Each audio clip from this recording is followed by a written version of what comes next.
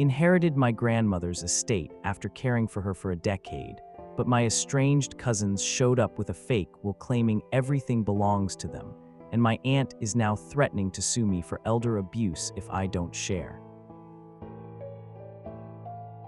My cousin Brandon, 27M, and his twin sister Tiffany, 27F, have been practically strangers to me for the last 10 years. I, 26F, moved in with my grandmother when I was 16 because she started showing early signs of dementia, and my mom, her daughter, had passed away a few years prior. My grandmother didn't want to go into a home, and I didn't have anywhere else to go that felt like home, so we took care of each other. For the last decade, my life has been this house. It was waking up at 5 a.m. to help her to the bathroom, managing her medications, cooking her meals, and eventually, as things got worse, feeding her and changing her. I didn't go to college right away. I took online classes when she was napping. I worked a remote job for a call center because I couldn't leave her alone for more than an hour. My grandmother passed away 2 weeks ago. It was peaceful mostly. I was holding her hand. It was just me in the room, which is how it usually was. Brandon and Tiffany are my aunt's kids. My aunt is my mother's sister. They live about 2 hours away. In the 10 years I lived here, I think I saw them maybe 5 times. They would come for Christmas sometimes, stay for an hour, eat the food I cooked, complain that the house smelled like old people, and then leave. When my grandmother died, the will was pretty straightforward. She left the house and her savings to me. She explicitly stated in the will that this was because I had dedicated my young adult life to her care. She left small cash gifts to my aunt, Brandon, and Tiffany, but the bulk of the estate was mine. We put up the obituary online and mentioned the funeral details. I didn't expect much reaction. Brandon commented almost immediately on the online guest book. He wrote something like, "The matriarch of the family has fallen. We will be there to claim her legacy and honor her memory." I literally stared at my laptop screen, wondering if he was joking. Claim her legacy. I showed the comment to my sister Tyler, 24F, who has been helping me with the arrangements. She had no clue what he meant by that, so I texted him, and this is how that exchange went me. "Hey, Brandon, I saw your comment on the obituary. Thanks for the kind words. The service is on Saturday at 10 a.m. if you guys want to come pay your respects. Brandon will be there. And we need to talk about the house. Tiffany and I have plans for it." Me, "I don't understand. The house is part of the estate." Brandon, "Yeah, exactly. We're the grandkids. We have rights." Me, "I'm sorry, but Grandma made her wishes clear in the will. We can talk about logistics later, but right now I'm just trying to plan the funeral." Brandon, "We'll see about that." I showed these messages to Tyler, who said she would help me deal with them on the day of the funeral. I have no idea if she replied to him or not, but Brandon didn't text me again before the service. He just saved his attitude for when he showed up in person. We had already arranged everything: the flowers, the casket, the plot next to my mom. I paid for it all out of the savings Grandma had joined with me. On the day of the funeral, I invited my aunt, Brandon, and Tiffany to sit in the front row with me and Tyler. I thought it was the polite thing to do since they are family. Tiffany arrived wearing a bright red dress. I'm not kidding. Everyone else was in black or navy. She looked like she was going to a cocktail party. She wouldn't shut up about how the flowers I picked, white lilies, Grandma's favorite, were basic and cheap. She told me I should have gone with roses or orchids. She even went up to the casket and started rearranging the sprays I had placed there.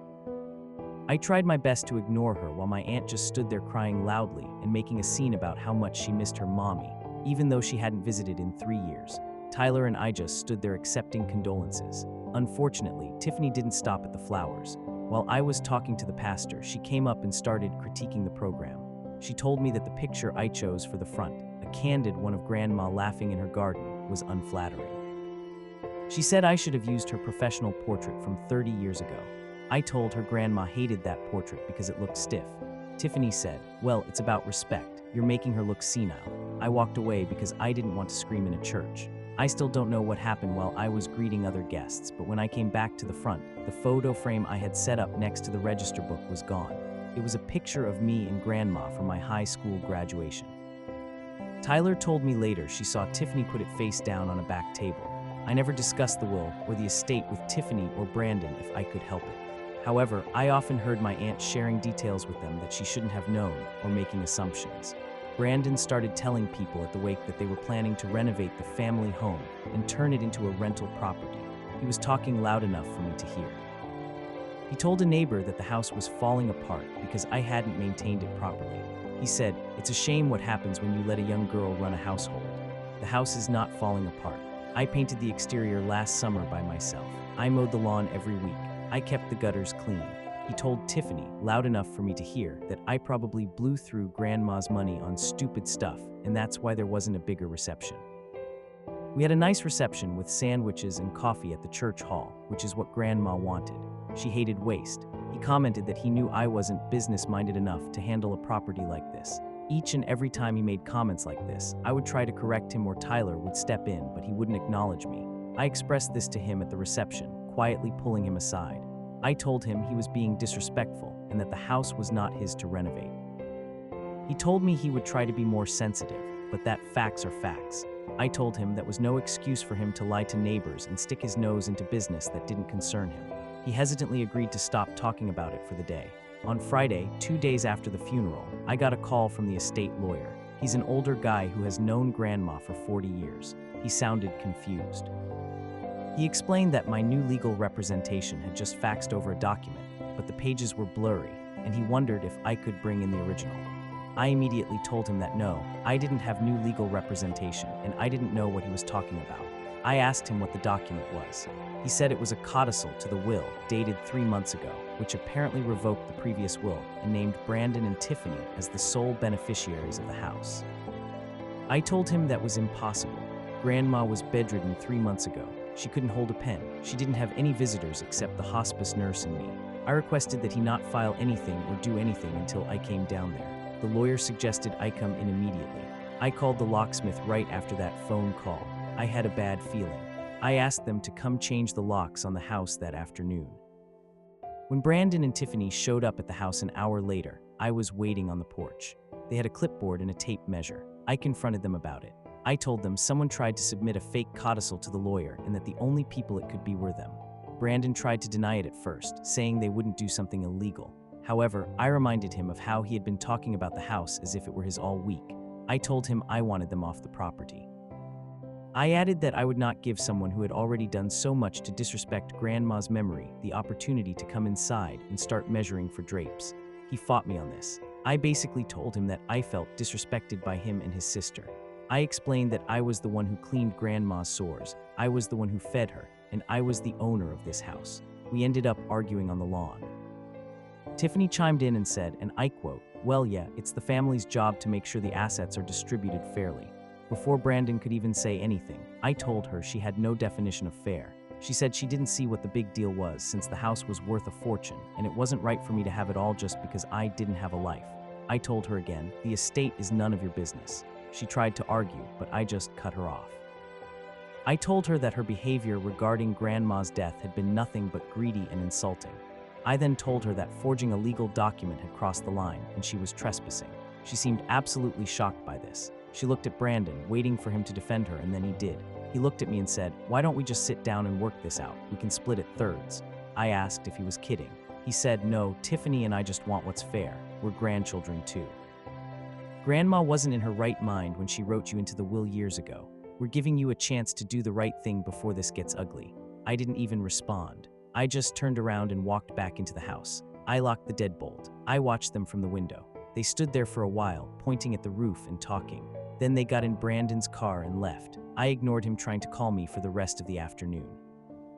I packed a small bag just in case, because I felt unsafe, and called Tyler. I told her everything, and she told me I could come over if I felt scared, but I wanted to stay and protect the house. Now Tyler is coming over to stay with me for the night, and that's where I am now, sitting in Grandma's old armchair trying to process what just happened. I'm trying to figure out when family became so vicious, and if there's any way to stop them without spending the entire inheritance on legal fees. Brandon keeps switching between texting me threats about legal action, telling me he didn't think I would be so greedy, and apologizing and asking me to just let them in to get a few things. I don't feel ready to talk to him just yet. I'm still too upset and feel like I'll do or say something I will regret, like screaming at them in public. I just told the lawyer I'm bringing my documentation tomorrow, but right now I kind of just want to sleep for a week. I don't know if it's my grief making me feel crazy, or if my anger is valid. I just don't know what to do or what to think. So am I the asshole for refusing to share the inheritance, or are my cousins right that they deserve a chance to get a piece of the estate before I lock them out completely? Update 1. First of all, I just wanted to say thank you to everyone who read my original post and offered their judgments and advice. Writing this out really helped me process what I was feeling. Hearing that I wasn't being greedy or stealing, the family home from people removed from the situation was very comforting. I read every single comment, and there is no way to express how much all the kind words meant to me. There were lots and lots of comments asking for an update, but I wanted to wait until after I had talked to the lawyer. I spent last night at the house with Tyler, and we double-checked all the locks. Tiffany texted me once last night, telling me not to let my greed cloud my judgment. I just blocked her, but someone advised me to unblock and silence notifications to keep a record. I did unblock her earlier today. I replied to Brandon at one point last night, telling him that I was staying at the house and that I would be seeing the lawyer today. I expressed again that I was feeling really hurt about them trying to trick me and undermining Grandma's wishes. He asked what I meant by that, specifically if I meant cutting them out completely. I told him that was exactly what the will said. His reply was, "Don't let your emotions make you do something irrational. We'll see you in court." Anyone else want to take a guess as to where he got that confidence? That just about made my decision for me. I didn't reply, not even when he texted me later. We just want what's best for the family. Instead, before I went to bed for the night, I gathered all the medical records I had for Grandma to prove her capacity, or lack thereof, on the date of their fake will. This morning, I went to the lawyer's office with Tyler. I brought the box of documents. I told the lawyer exactly why I was terrified of Brandon and Tiffany. I told him about the threats, the fake document, and how they were acting. So I want to fight this. I told him that, if possible, I wanted to file a restraining order or a cease and desist. I'm already mentally preparing to have to fight them in probate court because I know they will not back down. My lawyer told me that while my concerns are valid, the codicil they sent was barely legal. It wasn't notarized properly, and the signature looked shaky. He advised me to document everything Tiffany and Brandon do moving forward. He gave me a list of things to think about, such as if I want to offer them a small settlement to make them go away, absolutely not, and how I want to handle the house security. He also asked if I wanted to put cameras up, lots of things I never would have thought of. We were supposed to be grieving together. He told me to take a few days to secure the property. I scheduled another meeting for next week. Hopefully, the judge will toss their claim quickly. But if anyone has any advice when it comes to disputing a fake will, I'm all ears. After the meeting, I checked some more comments and then went to get lunch with Tyler. When I checked my phone, I had a voicemail from my aunt. She was screaming. She told me that I was an ungrateful brat and that if I didn't let Brandon and Tiffany into the house, she was going to call Adult Protective Services and the police. She said, "I know what you did to my mother. I know you neglected her. I know you drugged her to get her to sign that will years ago. And if you don't share the money, I'm going to sue you for elder abuse and make sure you go to jail." This pissed me off beyond belief. Clearly, she's either delusional or just evil. I dedicated my life to that woman. Either way, I lost all motivation to try and be family. I'm just done. I texted Brandon, "Tell your mother that if she accuses me of abuse again, I will sue her for defamation. There's nothing more for us to discuss." He asked what I meant, what abuse, and told me he had been waiting to talk about the settlement. All I said was, "Talk to my lawyer." Tyler wished me luck before she had to go to work. When I got back to the house, Brandon was sitting in his car in the driveway. I ignored him and just went straight to the front door. He got out and tried asking me if I really wasn't going to let him in. Just seeing his face made my anger flare up. I unlocked the door and turned around. I started a voice memo on my phone before I said, "Go ahead." He looked at me all confused, so I told him he was the one who was sitting in my driveway. So, go ahead. He stumbled over his words for a while, but ultimately started off with a non-apology, trying to tell me he didn't realize I would take the legal stuff so seriously. I asked him if he remembered how I spent my 21st birthday changing Grandma's sheets. Did he remember having to be called 3 years ago when she fell, and he didn't answer? Did he remember our conversation just a few days ago where I told him the house was not his? He said he did each time and tried to add a but to argue, but I just cut him off with my next example. I told him that after all of that, he 100% should have known I was beyond done with his bullshit. I told him I was so hurt and pissed that I wanted them gone, but he wanted to keep pushing. A chance to do what? Sell the house out from under me, turn it into an airbnb. He told me they would never do that. I reminded him that he had told the neighbor exactly that at the funeral. I told him I didn't trust him and that he was just as delusional as his sister if he thought I would cave. I asked him why he even cared about the house anyway. He never visited. Why did his opinion matter? He tried to tell me that because Tiffany and he were struggling financially, they were just a little too excited about the inheritance. I told him they had every right to be broke. However, that did not give them any right to steal my inheritance. They would have plenty of opportunities to make their own money. If they could stop for 2 seconds and take their greedy hands off my life, they could go get jobs. Poor souls. I asked him, "What's next? You're going to claim you were her favorite." The look on his face made my stomach feel hollow. He told me, and I quote, "Actually, we have proof that Grandma didn't want you to have the house." Proof. Side note, I had mentioned in a comment previously that I was always worried Grandma would forget me or get confused. I asked if he said proof, and he looked like a deer caught in headlights. He backtracked, but I pressed the issue. I asked him flat out what he had. He hesitated but ultimately confessed to remembering that I had gone out for groceries one afternoon about 4 months ago. He said he and Tiffany came over while I was gone. They didn't tell me.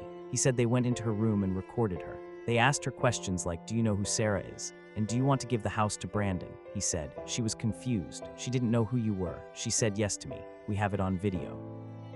We're going to use it to prove she was incompetent when she wrote the will, or that she changed her mind. I felt absolutely sick and violated. I asked him what the fuck he was thinking. He said Tiffany thought it would be good insurance in case I tried to hog everything. I demanded he tell me everything. What else had he gone behind my back to do? Did he steal the photo from the funeral? Did he forge the codicil? He tried to tell me no, the codicil is real. She signed it that day. But I could just tell that he was lying about the signature. Grandma couldn't hold a pen 4 months ago. He absolutely manipulated a dying woman.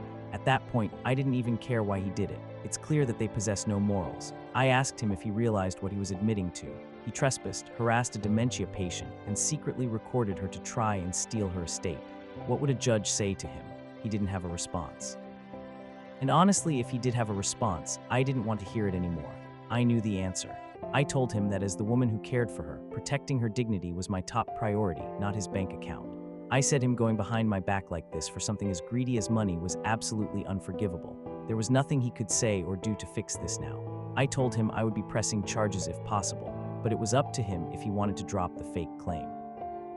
I said, "You're more than welcome to show that video in court, because all it proves is that you're a predator." He tried to backtrack, apologize, and explain, but every time I just cut him off and told him that I had heard enough and my mind was made up. There was no going back now.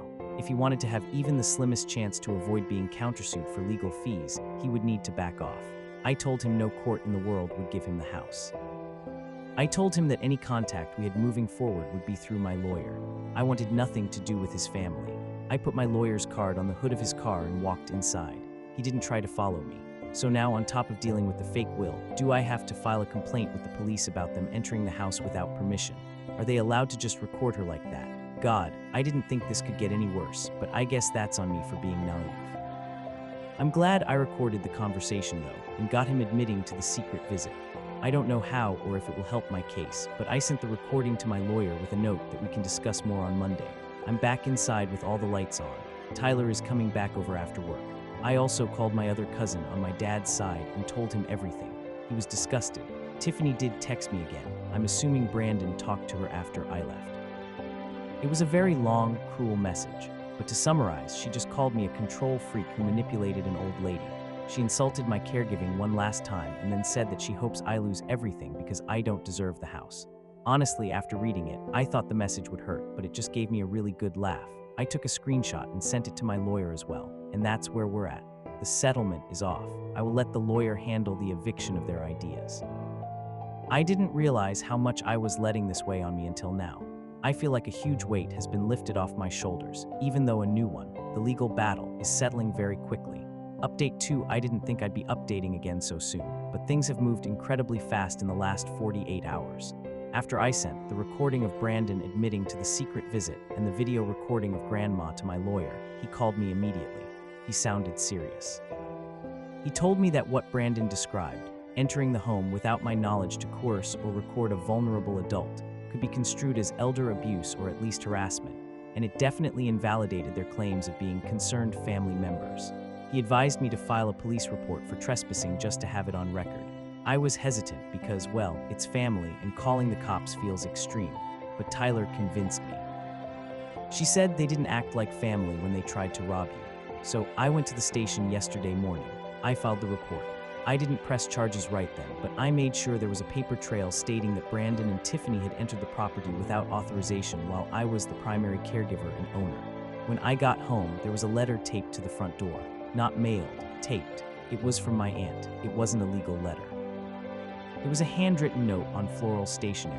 It said, "I hope you're happy stealing from your own flesh and blood. You know your mother would be ashamed of you. If you don't drop this lawyer nonsense and sign the house over to the trust," which Brandon apparently set up, "I'll release the photos of how dirty you kept the house." I froze. Photos. I realized then that when they broke in sneaked in that day 4 months ago, they must have taken photos.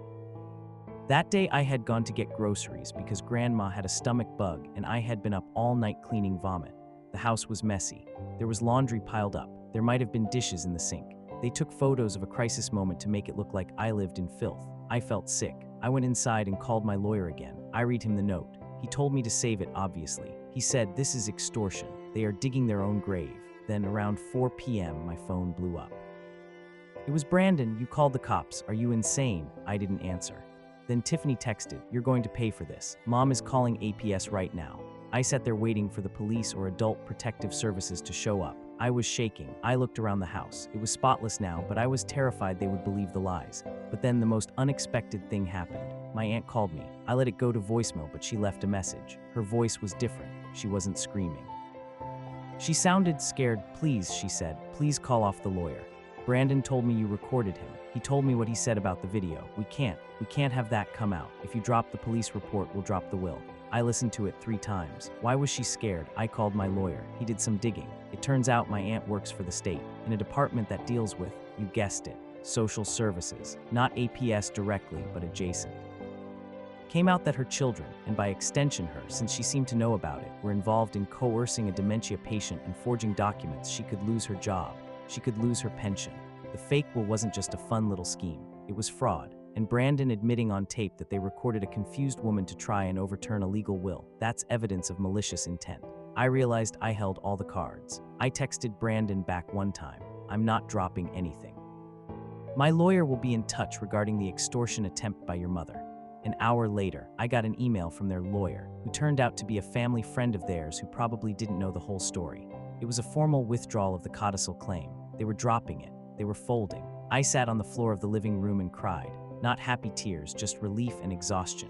They knew they would lose, and they knew if I pushed the elder abuse extortion angle, they would be ruined. I'm not letting them off the hook completely.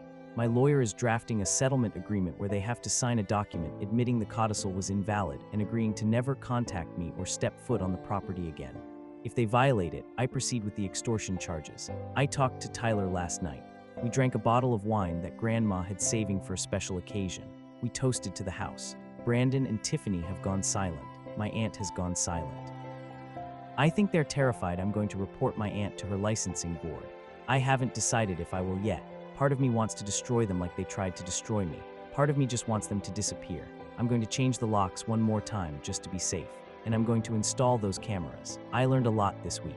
I learned that grief brings out the absolute worst in people who feel entitled. I learned that family is just a word, and sometimes it's a weapon. But I also learned that I'm tougher than I thought. I took care of this house and my grandmother for 10 years. I wasn't going to let 2 tourists take it from me. I'll update one last time when the papers are signed, but I think the war is over. I won. Grandma's house is safe. Final update: it's been a month since the chaos, and I wanted to give a final update to close this chapter. The papers are signed. Brandon, Tiffany, and my aunt all signed a comprehensive settlement agreement. My lawyer was a shark. He made sure the language was airtight. They formally renounced any claim to the estate. They admitted the codicil was not a valid reflection of the deceased's wishes. Legal speak, for we faked it. They agreed to a permanent no-contact order. In exchange, I agreed not to pursue criminal charges for the trespassing or the extortion note, and I agreed not to file a complaint with my aunt's employer. Yet. The agreement states that if they ever contact me again, or if they ever disparage me publicly regarding the estate, that clause is void and I can release everything. It's basically a sword of Damocles hanging over their heads. My aunt knows her career exists only because I'm allowing it to. That silence is the best revenge I could ask for. I did find out one interesting detail from a family friend. Apparently, Brandon and Tiffany were in serious debt. Brandon had gambled away a lot of money on crypto, and Tiffany had maxed out her credit cards trying to live an influencer lifestyle on Instagram. They had been banking on the inheritance to bail them out. When they realized the will left everything to me, they panicked. That's why they concocted the fake will in the video scheme. They were desperate. It makes me pity them almost. They saw their grandmother's death not as a loss, but as a payday they missed. I've started cleaning out the house properly. Not the filth they claimed, but just sorting through 50 years of stuff. I found a box of letters Grandma wrote to me over the years, even when we were living in the same house.